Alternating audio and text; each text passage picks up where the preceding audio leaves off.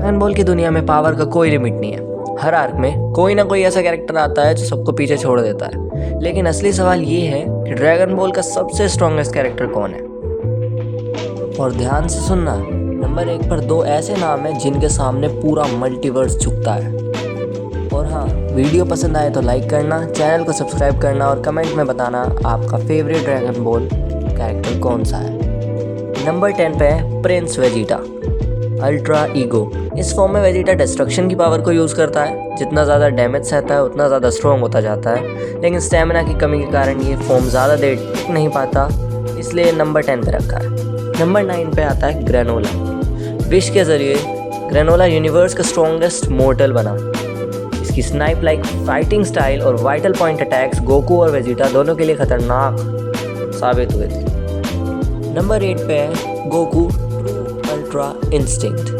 इस फॉर्म में Goku emotions के साथ अल्ट्रा इंस्टिंक्ट को बैलेंस करता है। स्पीड, पावर और बैटल सेंस विद रिफ्लेक्सेस, चारों का परफेक्ट कॉम्बिनेशन है ये फॉर्म। नंबर 7 पे है गोहान की बीस्ट फॉर्म। इस फॉर्म में गोहान का हिडन पोटेंशियल पूरी तरह एक्सप्लोर हो जाता है। गोहान बीस्ट ने सेल मैक्स जैसे मॉन्स्टर को आसानी से डिफीट किया था, जो उसकी टेरिफाइंग पावर को साबित करता है। और ये जो चारों थे, वेजिटा, ग्रेनोला, गोकू और गोहान, ये इन चारों की ना जो पावर डिफरेंस है वो ज़्यादा है नहीं। इन दोनों के बीच, इन सबके बीच का जो पावर डिफरेंस है वो इतना नहीं है। जैसे वेजिटा अल्ट्रा ईगो और गोकू अल्ट्रा इंस्टिंक्ट में इतना ज़्यादा पावर डिफरेंस नहीं है, बट किसी वजह से मैंने इन्हें ऊपर नीचे रखा है।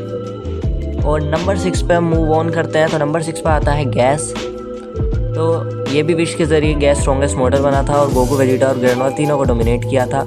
हालांकि ब्लैक फ्रीज़र के सामने गैस टिक नहीं पाया, लेकिन अपनी पीक पर ये बहुत ज़्यादा डेंजरस हो गया था। नंबर 5 पे आता है ब्लैक फ्रीज़ा।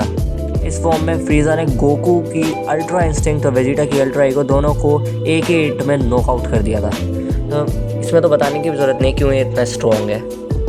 नंबर 4 पे आते हैं सारे गॉड्स ऑफ डिस्ट्रक्शन। अब कोई पूछता है कि ब्लैक फ्रीज़ा क्या गॉड्स ऑफ डिस्ट्रक्शन ज़्यादा पावरफुल है, तो मैं अभी कहूँगा कि शायद से हो भी सकता है या नहीं हो सकता, क्योंकि हमें अभी भी ब्लैक फ्रीज़ा का फुल पोटेंशियल देखने को नहीं मिला है, इसलिए मैंने अभी गॉड्स ऑफ डिस्ट्रक्शन को ही ऊपर रखा है। हर यूनिवर्स का एक गॉड ऑफ डिस्ट्रक्शन है, एक मुंह में पूरा प्लेनेट मिटा सकते हैं। बीरज जैसे गॉड्स ने अभी तक तो अपनी पूरी पावर भी नहीं दिखाई है, इसलिए मैंने उन्हें 4th नंबर पर रखा है। नंबर 3 पे सब एंजल्स आते हैं। एंजल्स गॉड्स ऑफ डिस्ट्रक्शंस के टीचर हैं, तो आप समझ सकते हो कितने पावरफुल होंगे। इनकी स्पीड टाइम से भी ज़्यादा तेज़ हो सकती है और ये अल्ट्रा इंस्टिंक्ट को पूरी तरह से मास्टर कर चुके हैं, इसलिए मैंने इन्हें 3rd पे रखा है। नंबर 2 पे आता है हमारा इनफाइनाइट ज़मासू। अब कुछ लोगों को लगेगा कि इनफाइनाइट ज़मासू तो ज़्यादातर किसी लिस्ट में होता ही नहीं है, बट मेरे अकॉर्डिंग इनफाइनाइट ज़मासू ज़रूर आना चाहिए, क्योंकि ज़मासू ने खुद को पूरी टाइमलाइन और मल्टीवर्स में फैला दिया था। इसे फिजिकली डिफीट करना नामुमकिन था, इसलिए ज़ेनो को पूरी टाइमलाइन इरेज करनी पड़ी थी इसे हराने के लिए। तो मेरे ख्याल से it deserves to be on number 2।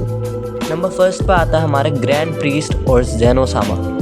दोनों को मैंने इसलिए रखा है क्योंकि मुझे इनमें कन्फ्यूजन हो रही थी कि कौन फर्स्ट पे आएगा, क्योंकि एक अगर हम थ्योरी ये लगाएं कि ज़ेनो सबको मिटा सकता है तो ज़ेनो फर्स्ट पे आना चाहिए, और एक थ्योरी अगर हम ये लगाएं कि ग्रैंड प्रीस्ट असल में ज़ेनो का अटेंडेंट है, जैसे कि सब एंजल्स गॉड्स ऑफ डिस्ट्रक्शन के अटेंडेंट्स हैं, उनसे ज़्यादा पावरफुल हैं, तो उस हिसाब से ग्रैंड प्रीस्ट भी ज़्यादा पावरफुल होना चाहिए था, as mentioned by wish in the मांगा।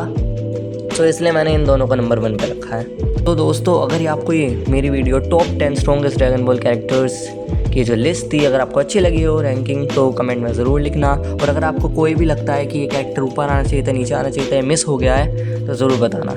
और हाँ, मैंने इसमें ज़लामा, सुपर शेनरॉन, इन सबको मेंशन नहीं करा, क्योंकि अभी इन कैरेक्टर्स के बारे में हमको ज़्यादा नहीं पता है, तो मैं इन्हें मेंशन करके क्या करूँगा, तो इसलिए। और हाँ, ज़ेनो गार्ड्स को मत भूलना, ज़ेनो गार्ड ज़ेनो के साथ ही है, इसलिए मैंने उन्हें मेंशन नहीं करा।